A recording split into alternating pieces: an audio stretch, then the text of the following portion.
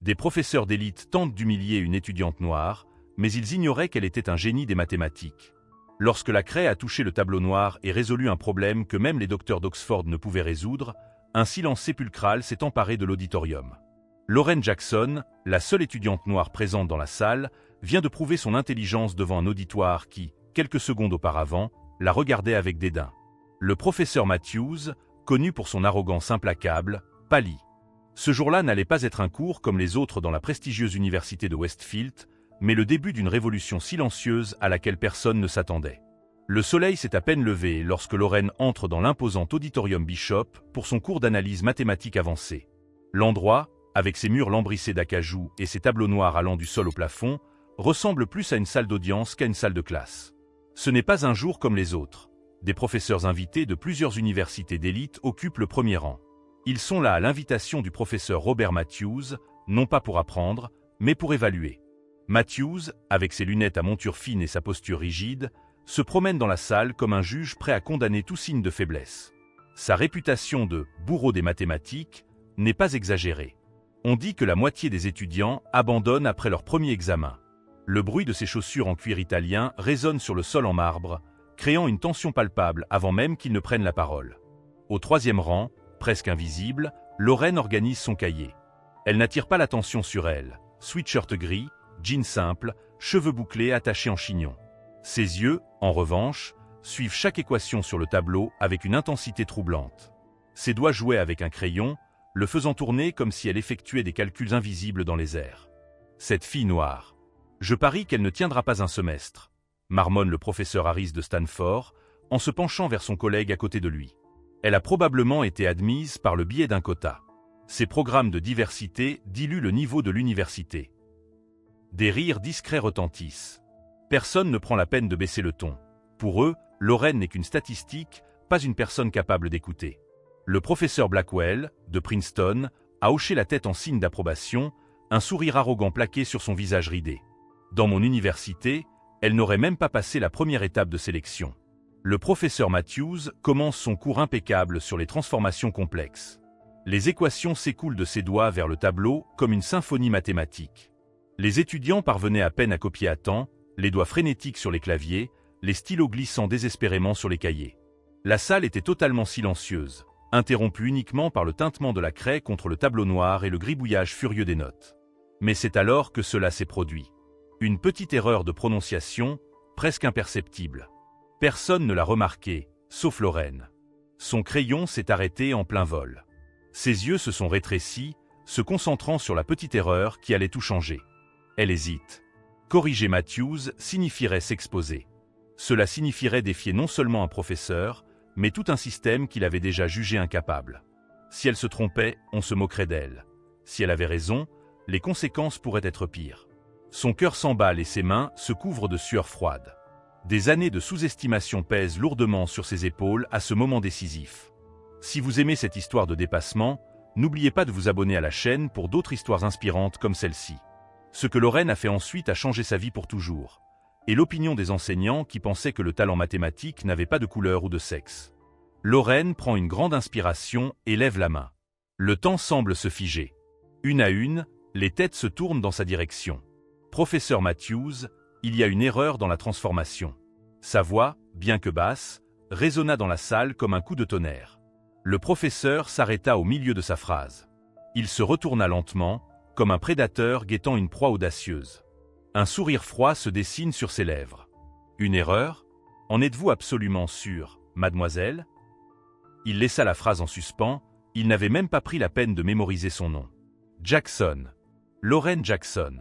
Et oui, j'en suis sûr. Au premier rang, les professeurs en visite échangent des regards amusés. Harris ajuste ses lunettes à monture dorée, retenant difficilement un sourire. Ça va être un massacre, chuchota-t-il à son collègue. Matthews s'avance dans le couloir et s'arrête devant le bureau de Lauren. Détendez-vous, mademoiselle Jackson. Toute la salle retient son souffle. La tension était palpable, comme l'électricité avant un orage. Lauren sentait le poids du monde sur ses épaules, mais elle ne recula pas. Dans la troisième ligne de la transformation, le coefficient devrait être négatif et non positif. Cela change toute la résolution qui s'ensuit. Matthews examine l'image de loin. L'espace d'un instant, un éclair de doute traversa son visage. Il fut rapidement remplacé par une froideur calculée. « Si vous êtes si sûre de vous, mademoiselle Jackson. » Il tendit la craie comme on tend une épée à un adversaire inexpérimenté. « Veuillez venir la corriger. » Des rires étouffés résonnent dans la salle. Au premier rang, le professeur Harris murmure malicieusement « Elle est morte ». Son collègue de Princeton acquiesce, croisant les bras pour observer le spectacle. Lorraine tient la craie, ses doigts tremblent légèrement. La marche vers le tableau semble interminable. Les regards lui transpercent le dos comme des aiguilles. S'arrêtant devant l'équation, elle efface l'erreur et réécrit le coefficient correctement. Mais elle ne s'arrête pas là. Ses doigts se mettent à danser sur le tableau, réécrivant la résolution suivante de manière plus élégante, en utilisant une méthode alternative que peu de gens connaissent. L'auditorium est devenu complètement silencieux. Matthews regarde, les yeux écarquillés, Lorraine transformait sa médiocre démonstration en une brillante preuve. Lorsqu'elle eut terminé, elle rendit la craie et retourna s'asseoir sans dire un mot. Matthews examina son travail pendant de longues secondes. « Correct », admit-il sèchement, mais inutilement tiré par les cheveux. C'était sa façon de sauver la face, mais tout le monde l'avait vu. Lorraine n'avait pas seulement corrigé l'erreur, elle avait perfectionné l'ensemble de la preuve. « Intéressant », murmure le professeur Blackwell de Princeton, penché en avant. Il n'y a plus de dédain dans sa voix, seulement de l'intrigue. Une étudiante au premier rang, Sophia Winters, fille d'un magnate de la technologie et petite amie de Matthews, roule des yeux.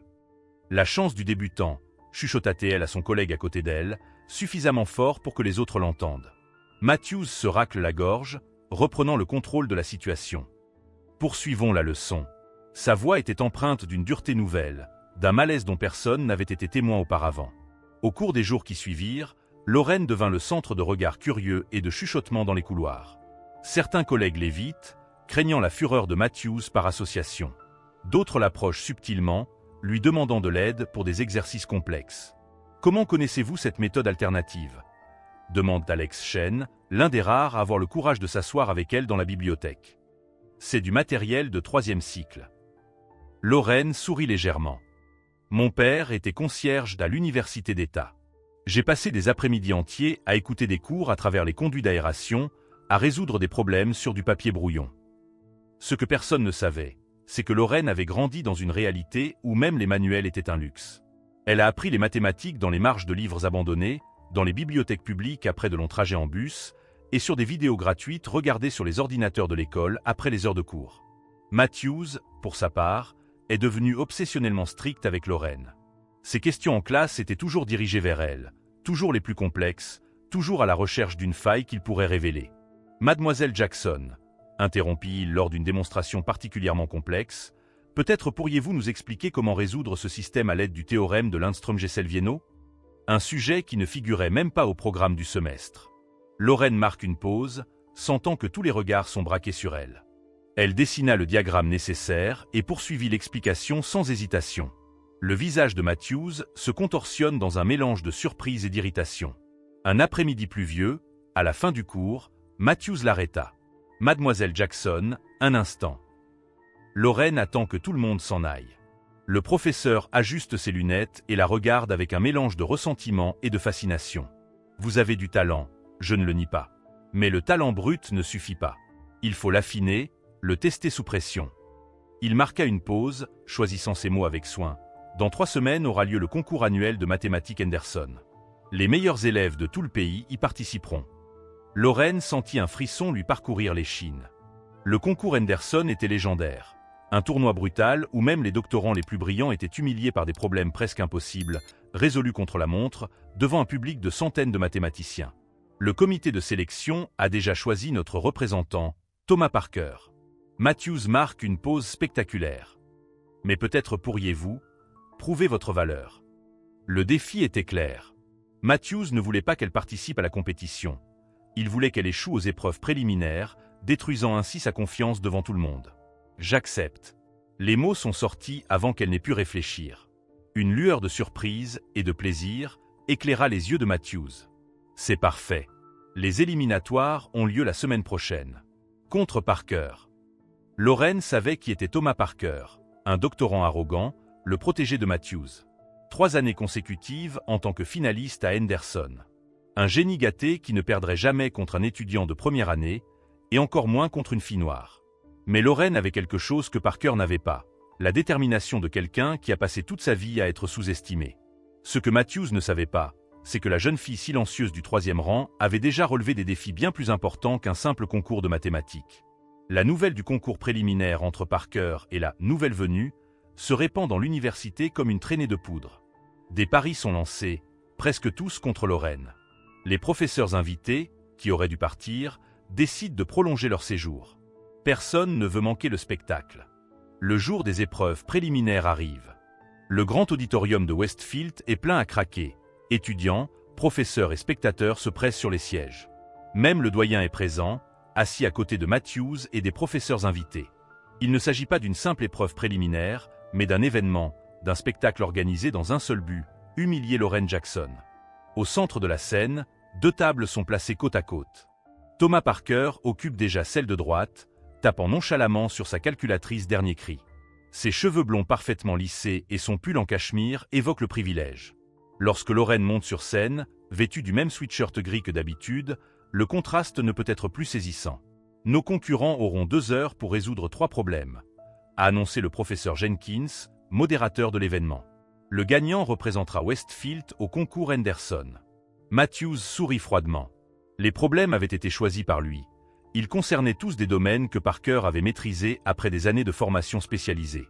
Le premier problème apparut sur l'écran géant.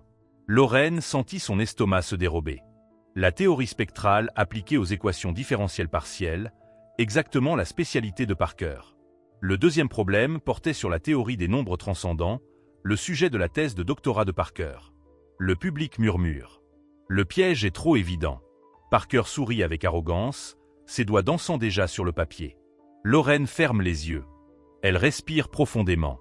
Lorsqu'elle les rouvrit, son regard était d'un calme déconcertant. Elle se souvint des nuits où elle avait étudié à la lueur des bougies pendant les coupures de courant, des livres qu'elle avait empruntés à la bibliothèque municipale, des cours auxquels elle s'était rendue en cachette. Toute sa vie n'avait été qu'une préparation à ce moment. Elle commence à écrire. Une demi-heure s'écoula. Parker rendit la solution du premier problème, sous des applaudissements enthousiastes. Matthews sourit. Tout s'est déroulé comme prévu. 15 minutes plus tard, à la surprise générale, Lorraine rendit également la solution du premier problème. Le professeur Jenkins examina sa solution et fronça les sourcils. « Correct », annonça-t-il, surpris. Mais, en utilisant une méthode complètement différente. Parker perdit un instant son calme en regardant la solution de Lorraine. Elle avait contourné l'approche traditionnelle, trouvant une méthode plus courte et plus élégante. Le deuxième problème s'avéra plus difficile. Parker transpirait, les sourcils froncés par la concentration. Lorraine travaille méthodiquement, ses doigts sont rapides et précis. Au fil des minutes, l'arrogance initiale du public se transforme en étonnement silencieux.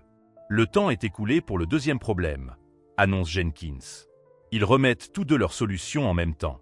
La tension est palpable lorsque les évaluateurs vérifient leur travail. Les 2 solutions sont correctes, annonce Jenkins après de longues minutes. Parker a utilisé l'approche classique de Silverman. Jackson, s'interrompt-il, ajustant ses lunettes avec incrédulité, a développé une preuve originale. Des murmures s'élèvent dans l'auditorium. Matthews se leva brusquement, exigeant de voir la solution. Ses yeux parcourent rapidement le papier, son visage devient de plus en plus pâle. « C'est impossible », murmure-t-il. Cette approche n'a jamais été publiée.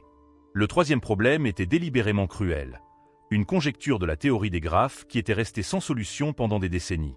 Matthews ne l'avait inclus qu'en guise d'humiliation finale. Aucun des deux ne devrait être capable de le résoudre complètement, mais Parker aurait l'avantage de la familiarité. 1 heure s'écoula. Parker écrivait frénétiquement, griffonnant et recommençant plusieurs fois. Lorraine, étrangement, n'écrivit que pendant 20 minutes. Puis elle relut méticuleusement son travail et attendit, les yeux fermés. Lorsque la sonnerie retentit, ils remirent tous deux leurs réponses. Parker avait l'air épuisé. Lorraine, sereine. Les évaluateurs, 5 professeurs de mathématiques, dont Harris et Blackwell, se sont penchés sur les solutions. Le silence est pesant. Parker a présenté une approche partielle, annonce finalement Jenkins, la voix tremblante. Il a réussi à délimiter le problème, mais il ne l'a pas résolu complètement. Tous les regards se tournent vers Lorraine. Jenkins regarda les autres assesseurs et reçut des hochements de tête affirmatifs. Jackson a présenté une solution complète. L'auditorium a explosé. Non pas des applaudissements, mais un chaos de voix incrédules. Parker se lève violemment, renversant sa chaise. « Impossible. Personne ne peut résoudre ce problème en 1 heure. » s'écrie-t-il, le visage contorsionné par la fureur et l'incrédulité. Matthews s'avança, arrachant le papier des mains de Jenkins. Il lit page après page, ligne après ligne. Chaque équation, chaque transformation. Ses doigts tremblaient, son visage pâlissait de seconde en seconde. « C'est imparfait », finit-elle par admettre, la voix presque inaudible. À cet instant, Lorraine n'était plus la fille invisible du 3e rang. Elle avait réussi l'impossible, résoudre une conjecture ouverte, en direct, en moins d'1 heure, devant un public qui s'attendait à ce qu'elle échoue. Le professeur Blackwell se lève et applaudit lentement. 1 à 1, les autres mathématiciens le rejoignent. En quelques secondes, tout l'auditorium était debout, à l'exception de Matthews et Parker. La représentante de Westfield au concours Henderson sera Lauren Jackson, annonça Jenkins, en essayant de cacher sa propre admiration. Mais Lauren savait que son combat ne faisait que commencer. Le concours Henderson avait lieu dans 1 semaine, contre les meilleurs du pays. Et Matthews, humiliée publiquement, ferait tout pour qu'elle n'ait aucune chance de gagner.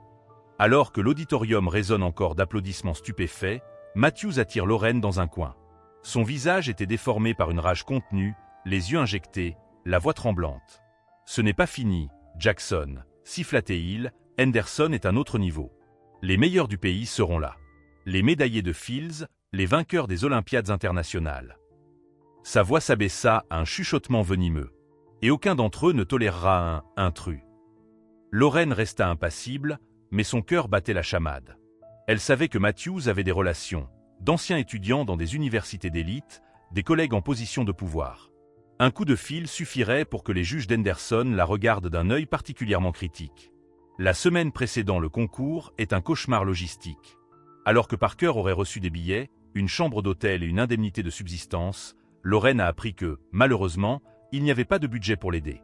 Elle devait donc se rendre par ses propres moyens à Chicago, où se déroulait le concours Henderson. Sa mère l'a suppliée de ne pas y aller, en lui frottant les mains calleuses qu'elle a eues pendant des décennies en tant que travailleuse journalière. « C'est un piège, mon enfant. Ils ne te laisseront jamais gagner. »« Je dois y aller, maman, » répond Lauren, tout en comptant ses économies, qui ne suffisent même pas à payer le ticket de bus. Ce n'est plus une question de maths. Il s'agit de montrer que je mérite d'être là. Le lendemain matin, une lettre anonyme arrive dans son dortoir.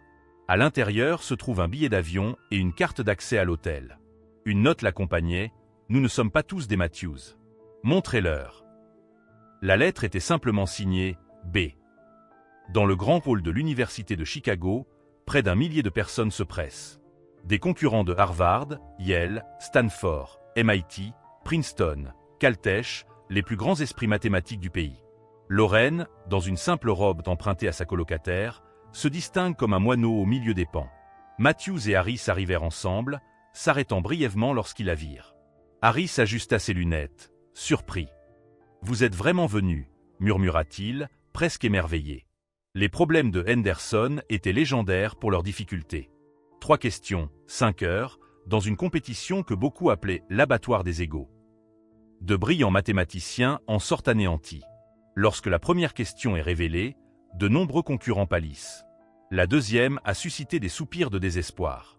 La troisième, un problème de limite dans la théorie des catégories, a poussé certains à quitter la salle immédiatement. Lauren a travaillé avec une précision méticuleuse. Alors que d'autres se désespèrent, elle progresse méthodiquement, page après page. Ni trop rapide, ni trop hésitante. Chaque ligne s'enchaînait avec une élégance qui a attiré l'attention des évaluateurs. Matthews l'observe en se mordant la lèvre. Au fond de lui, un doute insupportable s'était installé. Et si elle était vraiment meilleure que tous? Lorsque le gong retentit à la fin des 5 heures, seuls 7 des 30 candidats avaient proposé des solutions aux 3 problèmes. Lauren est l'une d'entre elles. Les résultats ne seront annoncés que le lendemain matin. Dans le hall de l'hôtel, Lauren est assise seule, épuisée. Une silhouette familière s'approche, le professeur Blackwell. « C'était vous », dit-elle doucement. Le passage, l'hôtel. Il acquiesce et s'assoit à côté d'elle. « Savez-vous pourquoi je suis devenu mathématicien, Jackson ?» Parce que les nombres ne mentent pas, ils ne font pas de discrimination. 2 plus 2 font 4. Peu importe qui vous êtes. Il prit une grande inspiration. Matthews et moi avons étudié ensemble. Il a toujours été le favori, le génie naturel. J'ai travaillé 2 fois plus dur pour obtenir la moitié de la reconnaissance. Loren comprit. Blackwell n'était pas blanc comme les autres. Il a compris. Ce que vous avez fait aujourd'hui, poursuit-il, ce n'était pas seulement résoudre des problèmes. C'était leur montrer que le vrai talent n'est pas limité à un certain profil. Le lendemain matin, la salle est pleine à craquer. Les juges se placent sur la scène. Matthews est assis au premier rang, tendu. Le président du jury annonce, en 3e position, Thomas Chen, Stanford. Applaudissements polis. 2e place, William Foster, MIT. Nouveaux applaudissements. Et en première place, avec la seule solution complète et correcte aux 3 problèmes. La salle retient son souffle. Loren Jackson, de l'université de Westfield. Le silence initial est rompu par une ovation assourdissante. Blackwell fut le premier à se lever, suivi par les autres professeurs, puis par les étudiants. Matthews est resté assis, pétrifié sur son siège. Alors que Loren monte sur scène pour recevoir le trophée Henderson, elle aperçoit sa mère dans l'assistance. Elle a pris un congé pour la première fois depuis des années. Des larmes ont coulé sur son visage meurtri. Quelques semaines plus tard, Loren est convoquée dans le bureau du doyen. Une bourse complète, des excuses institutionnelles. Matthews avait demandé à être transféré dans une autre université. Des professeurs invités avaient diffusé l'histoire de Loren dans toutes les grandes institutions du pays. Le talent mathématique n'a ni couleur, ni sexe, ni classe sociale, a-t-elle déclaré dans une interview accordée au journal de l'université. Les chiffres sont le langage universel de la vérité. Et la vérité l'emporte toujours, quels que soient les efforts déployés pour la faire taire. Aujourd'hui, le Dr Loren Jackson dirige le département de mathématiques appliquées de Westfield. Son programme d'inclusion a déjà formé des dizaines d'étudiants issus de communautés marginalisées. Dans la chambre qui appartenait autrefois à Matthews, il y a une photo encadrée, sa solution à cette conjecture que personne ne pouvait résoudre. Si cette histoire vous a touché, ne manquez pas de vous abonner à notre chaîne pour découvrir d'autres histoires qui montrent comment le talent et la détermination peuvent faire tomber des barrières qui semblent insurmontables. Car, comme Loren nous l'a montré, le véritable potentiel humain ne se mesure pas à l'aune des attentes, mais au courage face à l'adversité.